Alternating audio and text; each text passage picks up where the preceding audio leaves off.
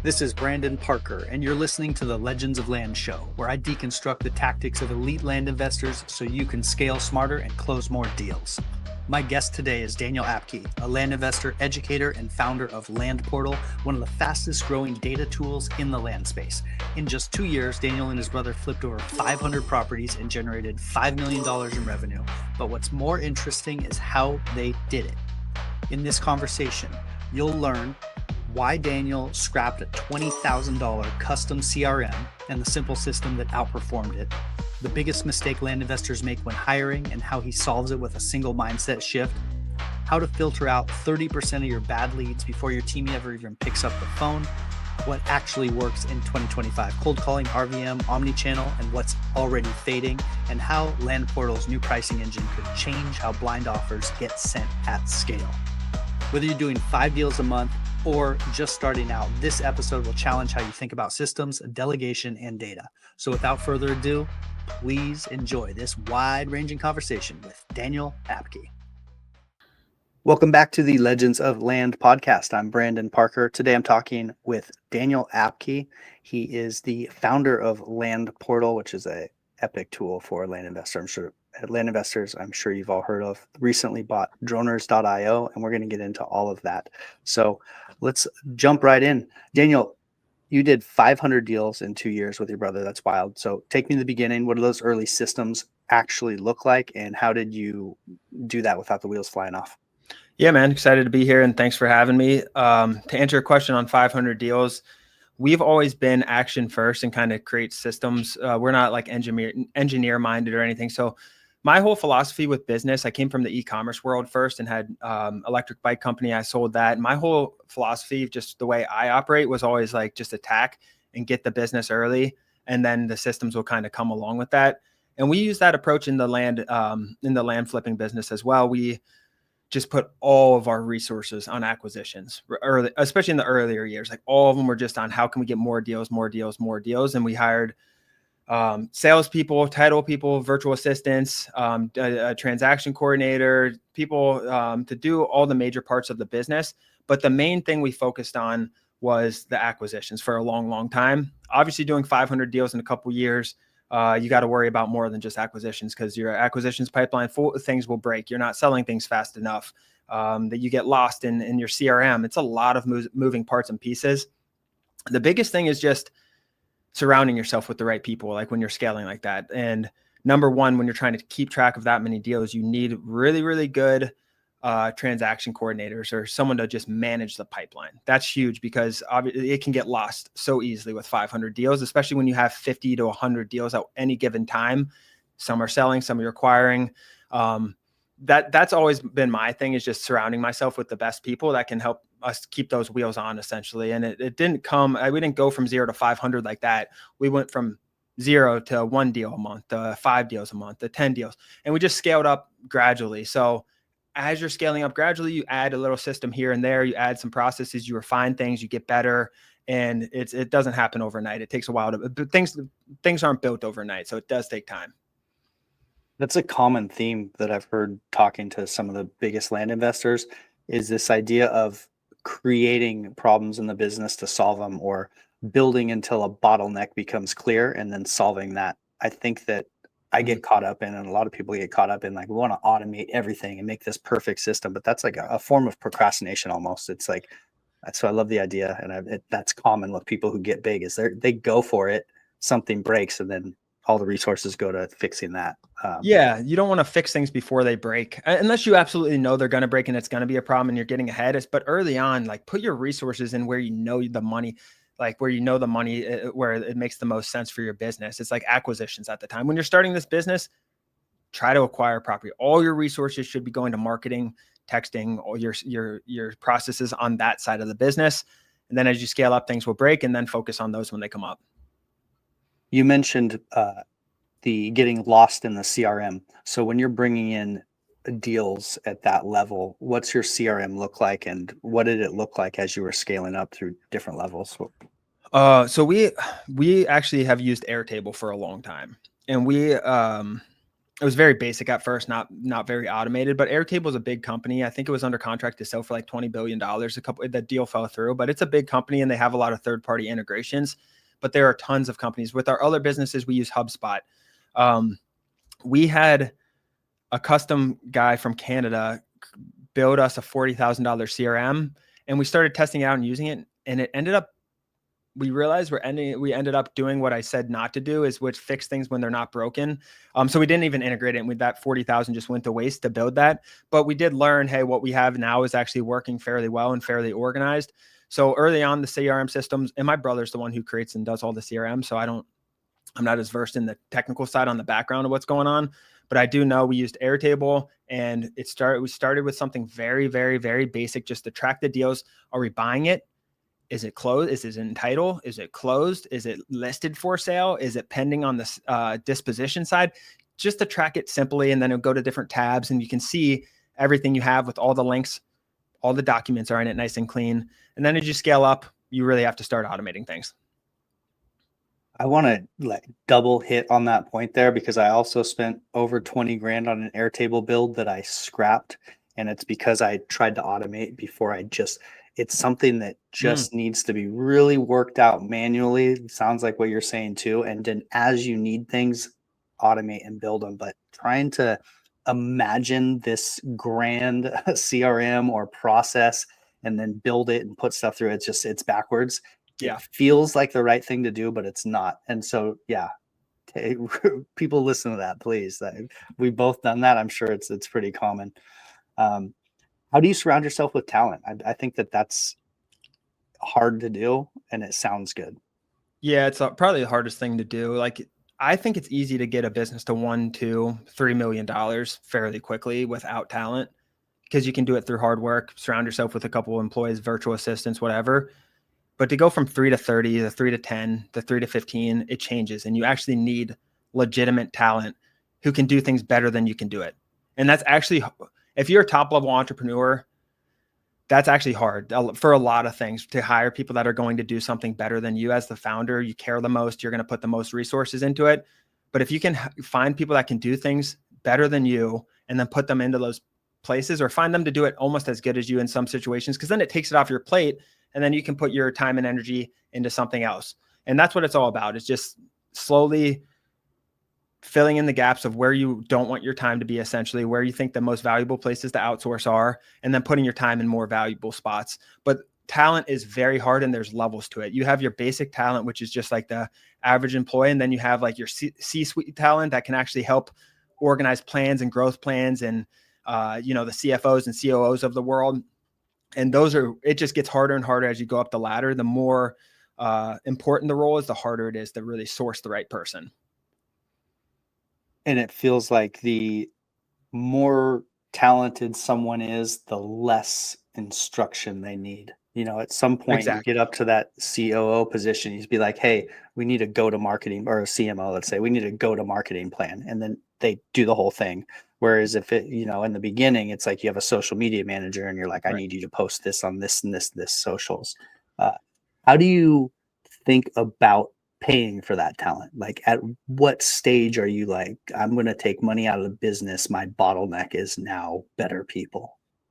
Yeah, I always, I don't want to say I always started with the cheapest employees first. And like, that's Dan Martell. I don't know if you follow him. It's like his rule number one is start with like an executive assistant or just overall VA. Start with the cheapest thing that can get all the nuanced task off your plate. Like, start small, and then you kind of scale up. The hardest thing to hire is obviously like the management, the executive roles. But the second hardest thing to hire is the sales. And it's the most important. Sales is really, really hard to outsource, because the business owner is almost always the best at selling his own company and selling his own product. He built it. He knows it, right? So that's the hardest thing. But the first thing you should really do is just get those easy tasks off. You don't need someone you don't need a high level person. You can get an overseas person if you want. It's very cheap to do, but you don't want to do it prematurely, because it needs to make sense for your business and where you're at. If you're in the hole and not making money, do it all yourself. Learn it, do it all yourself. You should always know what you're hiring before you hire, I think. Some people rush the hiring and then they're not trained properly, or they don't know what to train them, and it's backwards. I always like to learn it especially the lower level. We're talking about the COOs who can take it and run. That's different. But for the lower level people, you should know what they're doing better than they are, so they can come on and you can train them properly and then outsource it. Yeah, and there's two parts to that when I think about it. There's some nuance there because what you're saying is you have to know what you're delegating and you have to know it really well, or else you're not going to be able to measure it. Another place that I see people get stuck is they don't hire someone, they never take that leap. And so sometimes I tell people like you don't have to know, just hire a VA for 20 hours a week and start giving them stuff and learn what it's like to delegate your work away. And delegation and how to give someone a task and then make sure it's done, and that feedback loop is a skill in itself. So there's something to be said for both of those. Like just get an employee, it doesn't matter what, and just see what it feels like, and then make sure that you're hiring for actual stuff and not just trying to give work away. Yeah, and you can just write down everything you do. It's simple. Like write down everything you do on a weekly basis and then think of which things you can give away fairly easily. That isn't going to take much work from you to teach them that they can do right away. Start small, start part-time. I remember when I started this land business, my full-time VA came over and we're like, we just don't have enough work for you. But he came from my e-commerce stores and I wanted to bring him over. So I was like, we're just going to give him as much as we can. And then over time, he'll have enough for a full time. And that was like the first few months of it. And then as the months go on, his plate's full now. Like his plate after 3-4 months is completely full. Start with one task, then add a task, get him to do it. And it just keeps stacking and compiling. And then he has a weekly routine he's going through and he's checking the emails, he's responding, he's updating the website. He has his daily tasks, checking everything off. And over time, it just compounds and stacks on each other. But if you have never hired an employee, a VA, just an assistant, someone to just do all these tasks, like you said, just that it's extremely valuable to delegate these small, low-level tasks. So those 500 properties you flipped and you built the whole land data platform. So you've got a lot of insight. What do you disagree with most of the land investing gurus about or coaches about? It's changing a lot right now. It's interesting to see the world, the land space change so fast, because before, when we first started, everyone was just sending direct mail, like for the most part, and blind offers was the big thing. And then texting and cold calling and all these different things go. But a lot of land gurus try to pitch a one-way road. This is how you do it, which I think is meaningful to people who need direction. And you do want some extent of that for sure, because people want to be told what to do when they're coming in. That's just factual. But I like to call this space land investing because it's broad, right? You can go into different niches. You can subdivide. You can double close. You can high ticket double close a $500,000 property for $600,000.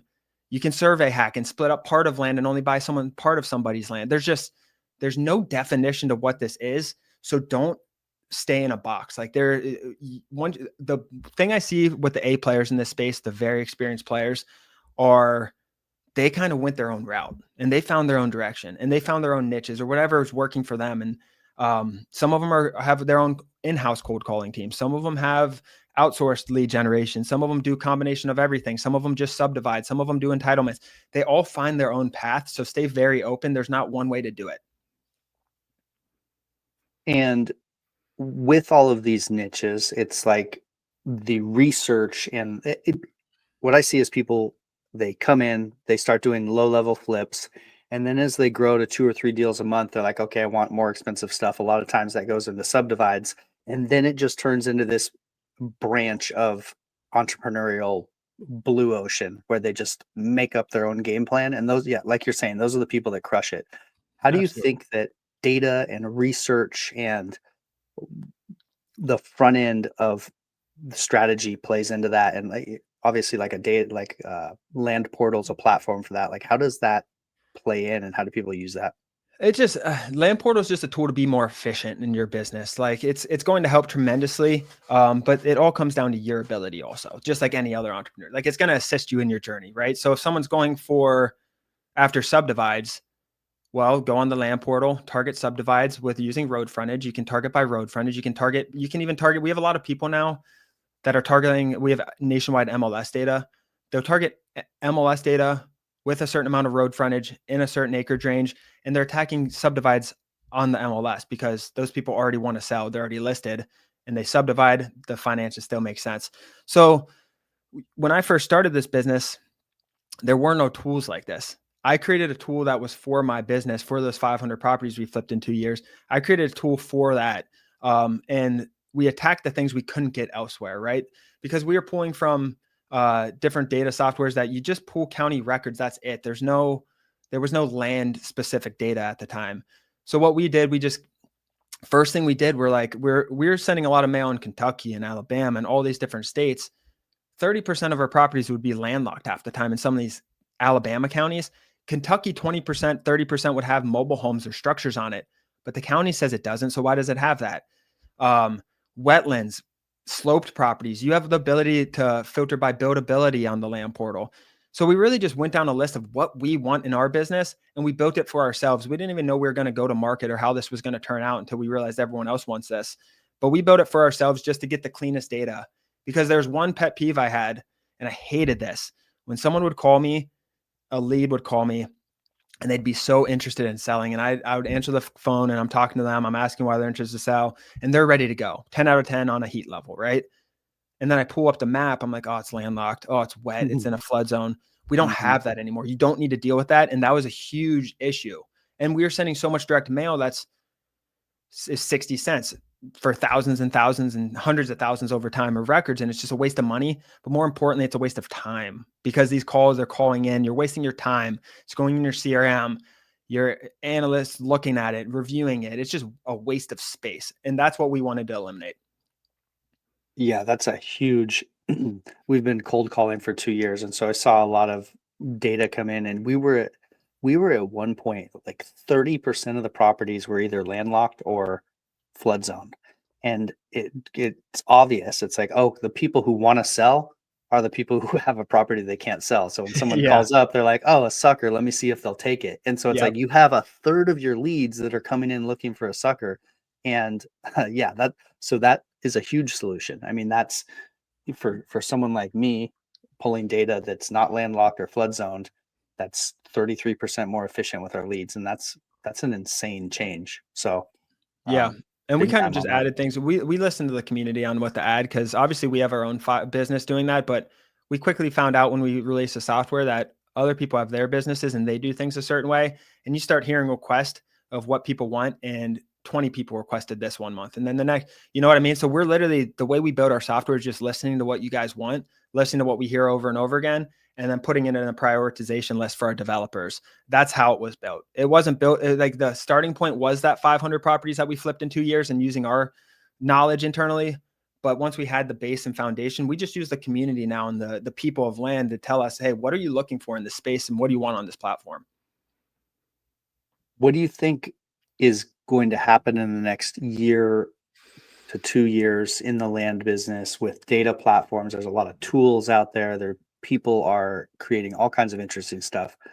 With AI, the land business, where do you see it going bigger picture? Yeah, that's what we just had a podcast today on that. Actually, I'm really curious because we were talking about 5 years ago, the podcast Mhm. today, what it looked like 5 years ago. It's like, gosh, it's like archaic compared to now. And in another 5 years, we'll look back at this episode and think it was archaic. You know, it's going to keep advancing. I don't know. In a year, it's pretty short term. There's going to be more AI solutions. Um, I still personally don't think, and I don't think there's enough good funding in this business. I think there's a lot of traditional deal funding with profit splits. We need more hard money. We need more people coming in with good lending terms, 15% annualized, give me a percent up front. Funding is going to change rapidly, and it should, because the traditional profit split, 50%, 25, whatever it is, 40% profit split's great for both sides and it works. But as you're scaling your business, you need more than one option. You need to be able to go after a wide network of people that are offering good interest-based loans with a mortgage backed on the property.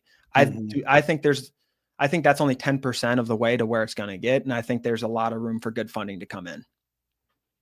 That's a good call. And as the as the operators, the land operators, as they become more professional, the money can be more confident. Like, here's a 15% Exactly. interest rate. Like, the underwriting's better. Like, this system is, we know you're going to deliver more often.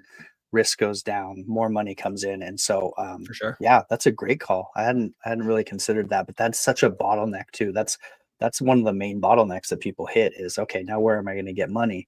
And that if that ends up being a 50-50 split with another land investor, it definitely slows things down. So Yeah. And there's something to that though, because there is no, for new people, like there is no risk on that, because it's all beautiful. the funder consumes all the risk with the profit split. Hmm. So there is still, and especially for bigger deals and project based where it might take longer, there's still room for traditional deal funding, I think. But you look at these other industries like house flipping and all this, they're not doing any profit splits, So it's like they're all interest based loans. So I don't know about all, but most of them are interest based loans. So I just think where house flipping and wholesaling is, we're kind of edging and we're getting closer with the lead generation and texting and all the systems that we're seeing and the technology coming. We're getting close to wholesaling, but it's still got to go that route with the loan side. Yeah,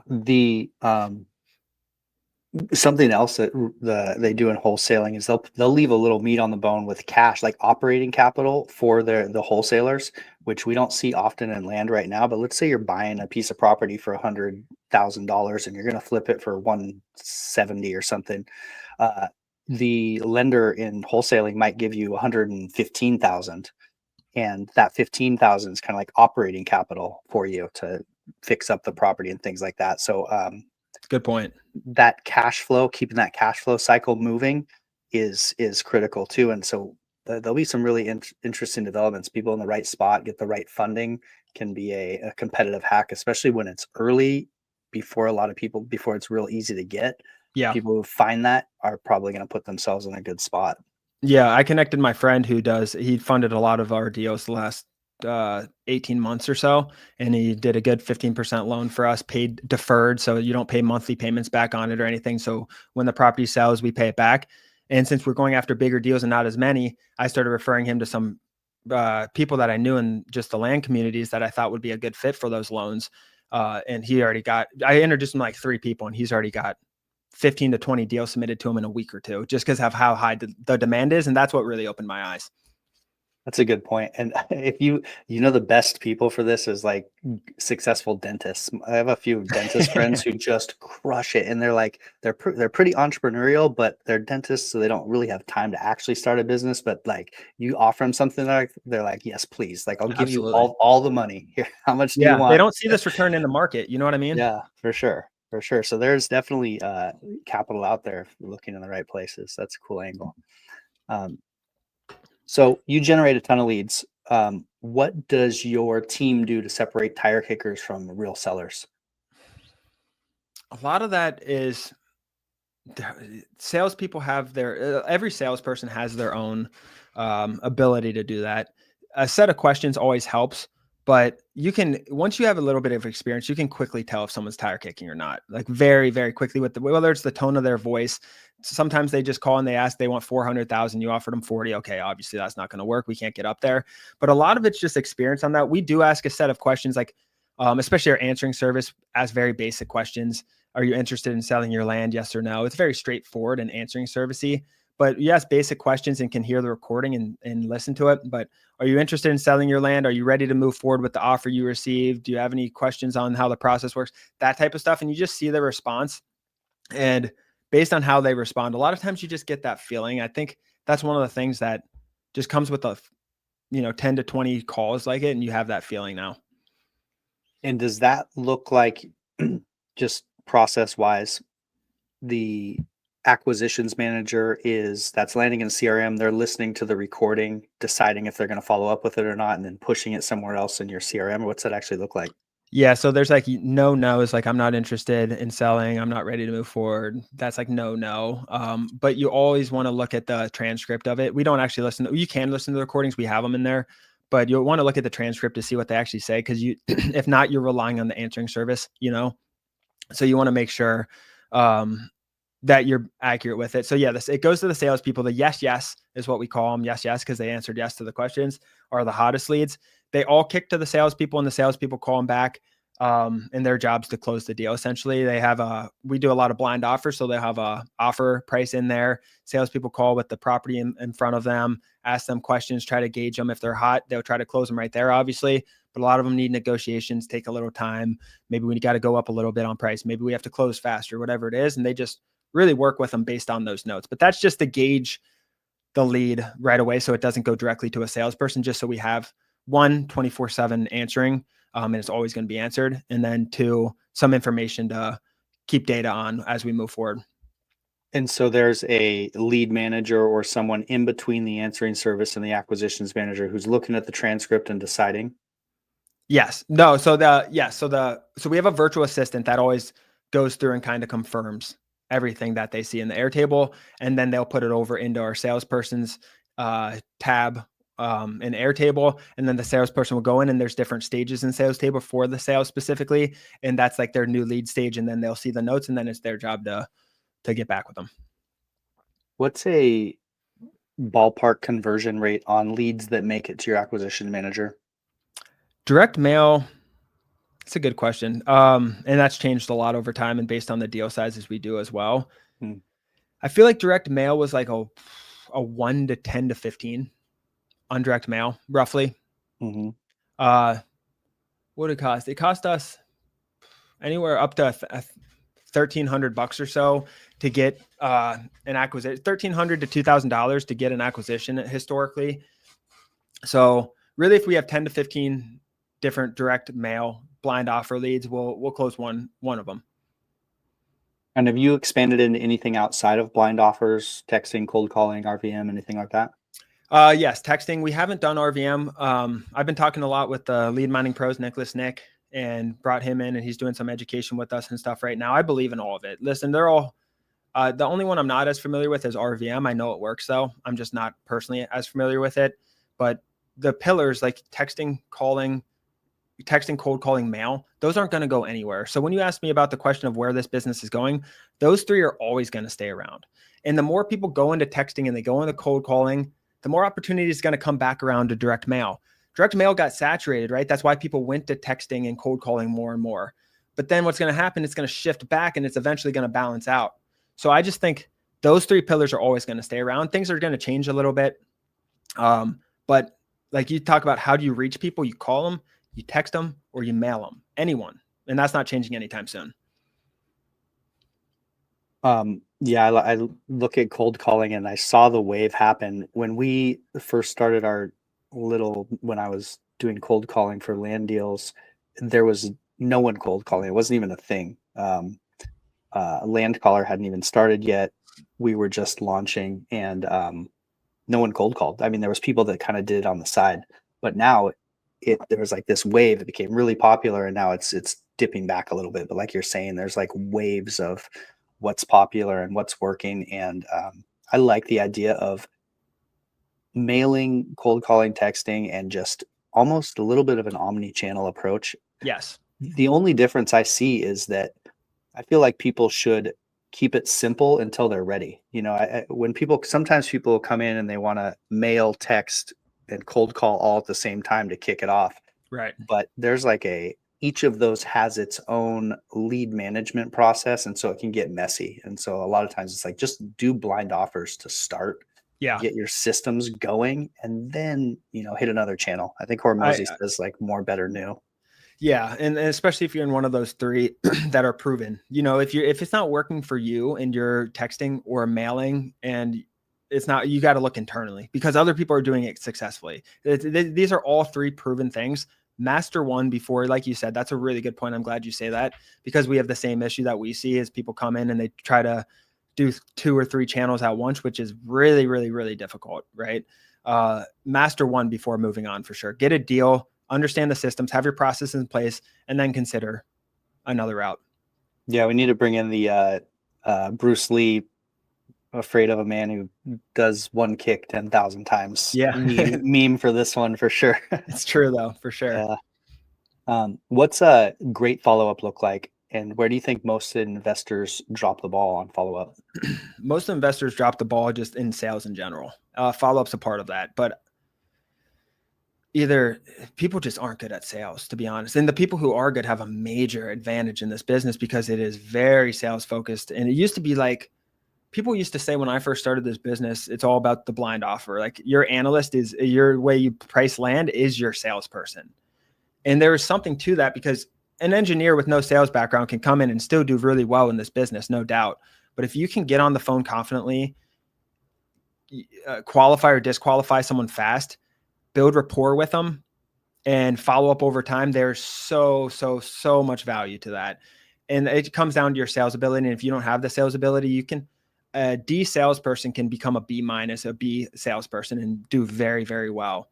But if you're going to stay a D minus salesperson and not improve over time, you have to figure out what you're going to do, because your business isn't going to get better as long as your sales struggle. So you got to either outsource it, partner with someone who's good at sales, or learn it. And I think that's the biggest problem people have in this, is their sales ability, to be honest with you.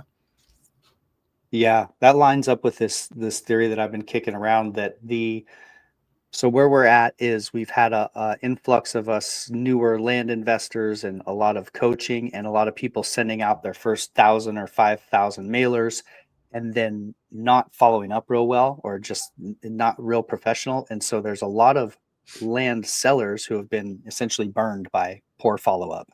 And so I think that the sellers are getting a little bit jaded, and that there is a hole in the market with lead management, where just high quality follow-up, like do what you said you were going to do. They get a email and a text from you, like, this is me, here's an email with my website, and it's professional, and you follow up the day you say you're going to follow up. You have a few automations that keep them in the loop. I think that right now might go a really long way. And I think that it also ties into your sales, because part of sales is them believing what you say. And when you can follow up strategically, I think that fills a little of that hole. Yeah. And that, honestly, guys, if you're not following up with your leads when you say you're going to, like, you're not going to win. You're just like, it's crazy that you can literally beat out 50% of the people by just doing what you say you're going to do. And it's that half of sales is doing what you say you're going to do, is answering your phone, is calling them back quickly, because that does build trust. Even if you're not good at talking back and forth with them, you do what you say you're going to do. You send the notary out there when they say whatever it is, you're getting them back with them. You get them a price on time. You're following up. That's building trust subconsciously in their mind, because you're doing exactly what you say. And if you guys do have bad sales ability in general, that's the one thing to do to combat it, is just be very trustworthy and follow up. But I don't like to hear that people aren't following up when they say, because that it's definitely happening. It happens in every industry, but that's just basic 101 stuff, guys. You can't just, you got to do what you say you're going to do.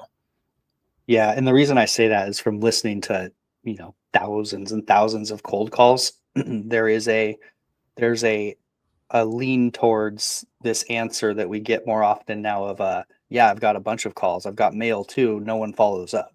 And so it's like this, it's just a thing that I've been hearing and kind of getting this vibe of. It's like, and obviously people who are probably in your community and like who are involved in communities are doing what they say they're going to do. But there's also people who've watched a few YouTube videos and send out mailers and ghost people. That's how. Yeah, So it's just no, for sure. Yeah. And it gives good business owners, good people with good systems in place who are taking it seriously, a major opportunity, because everyone's sending mail. All mail is not equal. You know what I mean? They get 2 pieces of mail. They call 2 people back. One calls them back in 10 minutes. The other calls them back in 2 days. Who are they going to go with? Yeah, I think that speed to lead is a big part of it as well. Like, how quickly are they engaged? There's Hormozy has a really interesting quote about there's a 391% uptick in closes when the original lead is contacted within a minute to 3 minutes of their first reach out. So it's like they reach out, they say, hey, I want some information, and then someone calls them back instantly, or they get an instant text. That builds massive amount of rapport. And so just simply automating that first contact to be quick somehow is some low hanging fruit, I think. Yeah, and you hit them when they're hot. Yeah, like if they're submitting something, you hit them when they're hot, and they don't go to sleep and wake up with a different point of view. That's a big part of it also, I think. What's something that you believed about land investing 3 years ago that now you think is dead wrong? That's a tricky one. Something I believed is true. I honestly, I still think this is true, but I think the biggest thing, like 3 years ago, if you would have talked to me, I was 10,000% blind offers. I'm not doing anything else but blind offers. I had a feeling it was going to change though. And it has drastically, but like how focused we were with only blind offers. And we thought that was ends all be all. That was all what was in our programs. That's all we really, taught and preached and everything. But the biggest change that we've seen that I didn't even know about then was double closing. And Mhm. that's such a big percentage of like I couldn't imagine the millions of dollars we lost from not offering that when someone wants 70% market value, or it's a little wet and I didn't feel comfortable buying it with my own money. 500 deals to acquire is a lot, but think of all the deals we lost and we didn't double close that could have been in there. Maybe the land was a little sloped. We could have offered a double close and probably made a lot of money on it. So that's the biggest thing I've seen, because I used to be so hard with just, we're buying it at this price, go up to 48,000, don't go any higher than that with our salespeople. And they'd always try to talk us up because they're trying to buy the property, obviously. But we were so hard headed and stern with our prices. It's like, we know what we need to be at. We have investors, we have funding we need to be at this price. And that was it. Now the strategy's changed a little bit. We look at it more of an approach of, okay, option A, we get you cash in 2 weeks at this price. Option B, I can get you this price, get you more money, but I need a little bit more time.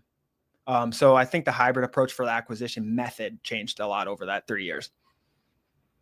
And I've seen some people shifting towards almost like a partnership format as well, where even the level past the double close, where we will partner with you, subdivide it to give you a percentage of the profits. Are you into that realm, or do you think like keeping it simple with a double close and a No, I'm absolutely into that. Like, that's just a type of almost creative financing is what I kind of look at it as. When you start getting into that and you're partnering with them and you're giving them a certain space, I've seen some people do like interest only payments on what it's going to sell for the first. There's all kinds of crazy things you can do. I was thinking of one that I saw an example in Michigan. I was trying to think of how he structured it, but it was like the most creative land deal I've ever seen. I don't remember the details, but if you can get into that, like, it gets a little more complex and a little higher level when you get into that. That's why I don't preach it as much. We're not personally doing much of it, but I know there are so many opportunities out there for it, because then you're cutting the owner into what you're going to do on the improvements, and they're going to be excited about it as well. Mhm. Yeah, and that's the line that I think you were talking about earlier, where people get to a certain point and then it's a choose your own adventure. You choose how you do your business and where you want to put your extra time. So that resonates for some people, and some people are like, you know. So interesting. There's a lot of noise in the land space right now. There's courses, CRMs, AI. What do you think is actually worth obsessing over this year? I don't like to fall into any of the noise, really. Just people are all in the handwritten envelopes. It works well. Have you heard that noise? No. A lot of people are doing handwritten envelopes. That's blowing up, and it does work. So don't get me wrong. These people are getting a lot of leads from it, but things balance out over time. They always, always, always will come back to a neutral and a balance. So anytime you hear something very loud and exciting, yeah, maybe dabble in it, but be careful going full force and completely pivoting your business, because things do balance out over time.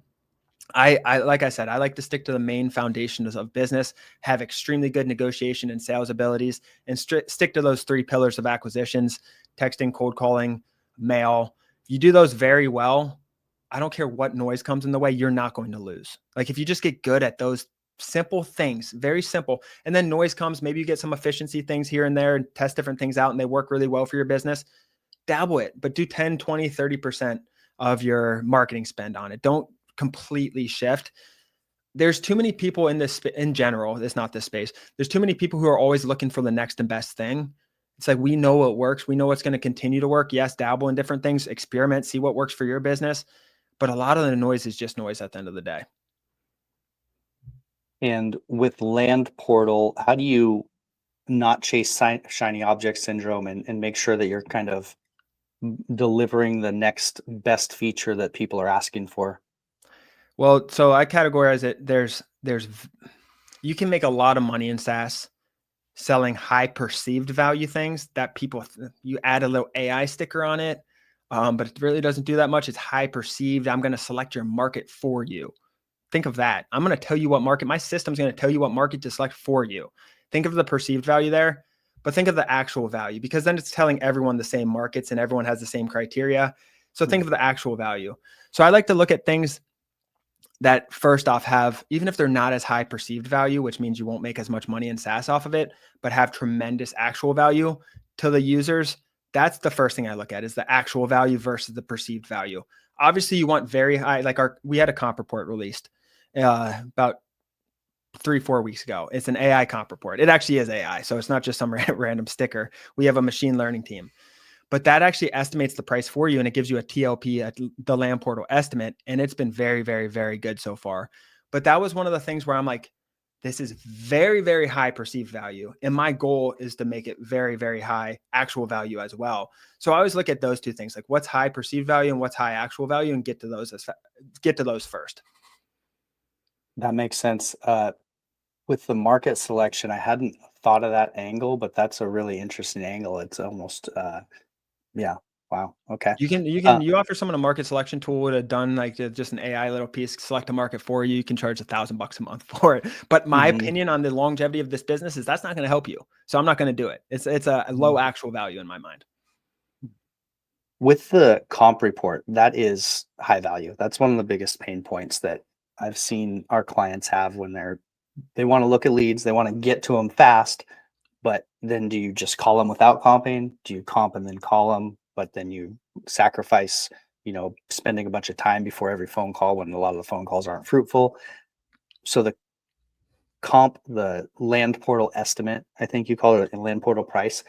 Can you talk more about that? Like what it looks at, how it gets with machine learning to an accurate pricing and how accurate it is? Yeah. So it was launched about a month ago. It started off good. It was good on about 80 to 90% of the properties. It was very good. And then 10% had a bunch of outlier weird stuff going on. So the last month we've spent fixing a lot of those outlier counties. We have data now on everything pretty much. We have data on the land. We have the wetlands. We have the flood zone. We have the road frontage. We have every 1 by 1 meter square of dirt slope in the whole country. So we have all the data we need to be able to look at like kind comps. And we have the MLS data to be able to compare it. But we look at things like sales price, sales price, the distance, and all these other factors, the district it's in, the zip code it's in. We have it, and then it analyzes the property, and then it gives you, let's say, 5 to 10 comps, and then it puts weight on certain comps that it thinks is best based on certain criteria. We worked on this since last summer, and last night we were on a call, and we do a Wednesday call and we review a bunch of deals. And Ron was doing the deal review, sharing his screen. And while he was doing it, I was up on the stage too. And I was looking at the comp report separate to compare it to his estimate, just without him even knowing. And then at the end, I'd tell him it was within 5% every one last night of every single one. And we even did an over under for him. And he's like, give me 3 guesses with this property, and I'm going to try to get within $500 of the land portal estimate. So he started off at 59,000, and then he said 61,000. Then he went to 62. We were at 62 exactly, but that's how close it is. It's within 5-10% on almost every property, and it's very good at finding similar comps and putting weight on where it should. That's great. Are people able to use that when they pull data for blind offers and individually price thousands of properties, or are they still pricing in chunks? How's that work? So yeah, once we don't have this on every export yet. So it's going to be when you export a list, it's going to be on there for every single one. So you can use that for your blind offers. That's the goal. That's why we built it originally. Comp report's great. You can see it. You can send it around. You can send it to your investors. It's phenomenal. It shows you on a nice scatter graph. It gives you, it's like a PDF of a property. So it tells you everything about the slope on your property, the characteristics, is it in wetlands, flood zone. It's almost like a PDF for your specific property, but then it goes to the comps after that. And then it doesn't tell you how it weights it. It doesn't tell you any proprietary stuff. We have a full-time machine learning team that's on this project. That's what they've been on. And I'm telling you, this thing has been so hard to develop. It's not over. It never will be, but I'm so glad we're to the point we are today. Cause like I said, last summer, and it's just been a nightmare. Yeah. We're developing a software product, and the amount of just little technical hiccups that it never ends. It's insane. It does never end. Software does not end. Software does not end. It's just like, oh my gosh, this is amazing. Actually, I can't believe that how much work that takes. So congratulations on getting that to the point it's at, and I'm sure you'll just keep crushing it over time. That's exciting, really exciting. Yeah, we saw like a 20% jump in subscribers since we've launched it. And the feedback we're getting, I mean, from the feedback from everyone's great. But when I see we have an enterprise unlimited data plan that a lot of people are on, and that's just the people who are doing hundreds of thousands and want, unlimited data so they don't need to pay per row or export or anything. We have a lot of people on that now. And I am constantly talking to those people because they're our biggest users, obviously. And all of those people have been so happy with the comp reports and the results it's gotten their business. And that's like the biggest compliment to me, because those are the people using it the most and actually doing the most land deals out there. Yeah, it makes it feel like there's going to be as we professionalize the industry, it becomes more like wholesaling. There's going to be people who pull away from the pack. There's going to that middle ground is going to be a lot different from beginner I and agree. just expert who's leveraging all of these tools like Land Portal. Absolutely. Where is the best place for people to find you online, ask questions about Land Portal, follow you, etc.? What's the socials look like? I'm active on all social media. If you guys are on Instagram, I'm at Daniel Apke, APKE. Send me a DM. Let me know what you're going through. Let me know what you're looking for. Let me know your problems you're having in your business, or just introduce yourself. I love talking to these people in the space or people looking to get in. I'm always happy to help, man. Wonderful. Anything that we glossed over you want to go back and hit on? Any big thoughts around the land business that you want to chat about? No, I think we hit a lot of the major things that we should have hit on, like the sales. Focus on your sales ability. Ignore distractions. Don't worry about the shiny objects coming in. Those were the main things I really want to talk about, because I think that's and stay consistent. Obviously, those are the main things I wanted to hit on. Well, absolute pleasure to have you on the show today, Daniel. And I can't wait to see what happens next with the Land Portal and in the land industry itself. Good to have you on today. Yeah, thanks for having me, Brandon.